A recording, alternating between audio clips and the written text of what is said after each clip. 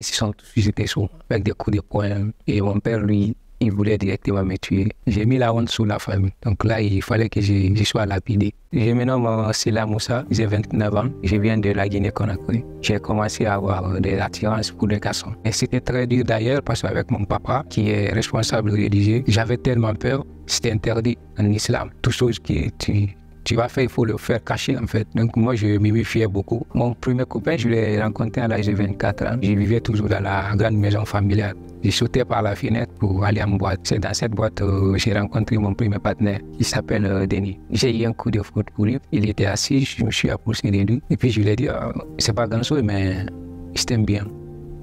Et c'est ça. Il a souri, on a dansé. J'étais en joie du fait qu'il m'a accepté, on a échangé des contacts. Sa maman qui était malade a décidé de venir à côté de Denis pour se soigner. Denis, il avait un studio, donc il ne peut pas partager le studio avec sa maman et sa soeur. Et moi, je lui ai proposé qu'il vienne à la maison.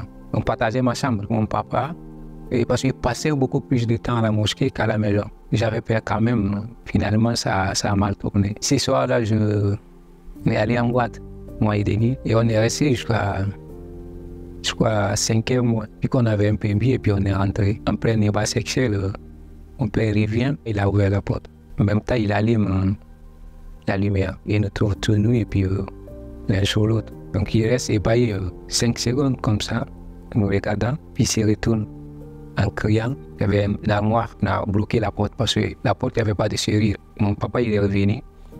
Il a tapé la porte avec ses barres de fer. Il criait, tout le monde s'est réveillé, puis tout le monde est venu devant ma porte. Il y a ces moments, je demande à Denis de se sauver par la fenêtre. Ils ont poussé la porte. L'armoire s'est renversée, ils ont ouvert la porte. Directement, ils se sont jetés sur moi avec des coups de poing. Et mon père, lui, il voulait directement me tuer.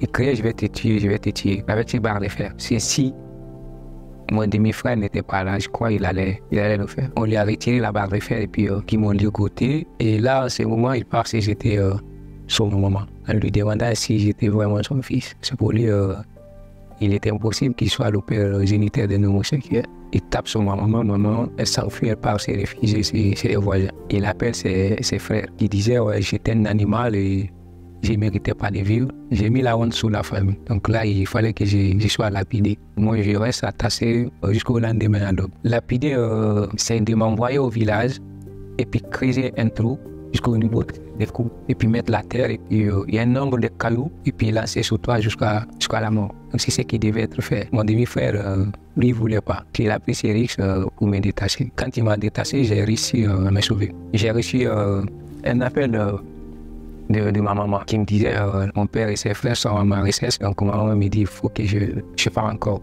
plus loin. Et j'ai quitté en Guinée le 24 septembre 2019. Je suis arrivé en France en 2021, le 2 février. Pendant tout ce temps, j'ai pensé à Denis. J'appelais, ça passait pas. Et donc je me suis dit bon, peut-être qu'il m'en veut, donc il ne veut plus me parler. Mais j'ai jamais arrêté de penser à lui. À la SPADA, il m'a donné l'adresse de cette association Famille au Grand Cœur.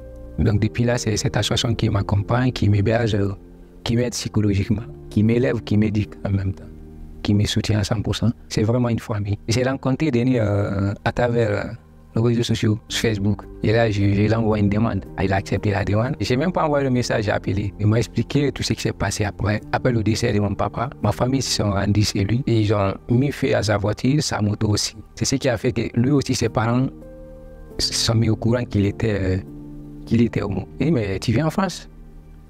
Il me dit, ok. Il a réussi à la traverser, puis c'était une immense joie. C'était dans l'allégresse. J'ai en parlé au responsable de l'association. On lui a accepté aussi dans l'association. On s'est remis ensemble. J'ai jamais pensé un jour si je vais voyager ou venir en France. Et vu que j'étais menacé de mort, c'est ce qui m'a poussé à sortir. Donc ce que je demande à l'État français aujourd'hui, c'est de me croire et me protéger. Moi et mon partenaire Denis.